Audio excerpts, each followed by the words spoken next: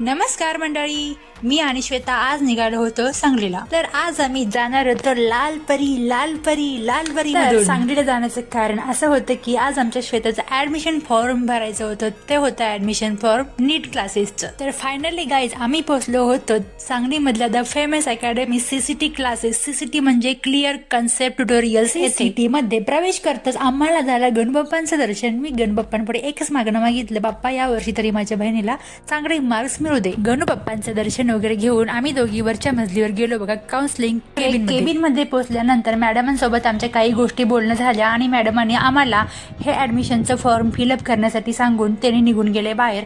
इकडे श्वेता आपल्या ऍडमिशनचं फॉर्म भरत होती, तोपर्यंत मी म्हणलं आपण पण एक छोटासा व्हिडिओ घेऊया इथला पण.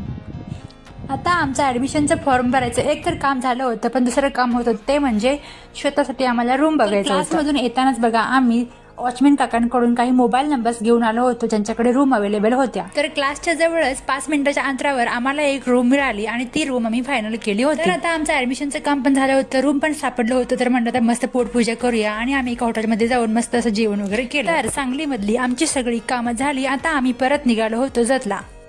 तर त्यासाठी आम्ही अगोदर निघालो होतो सांगलीच्या बसस्टँडकडे.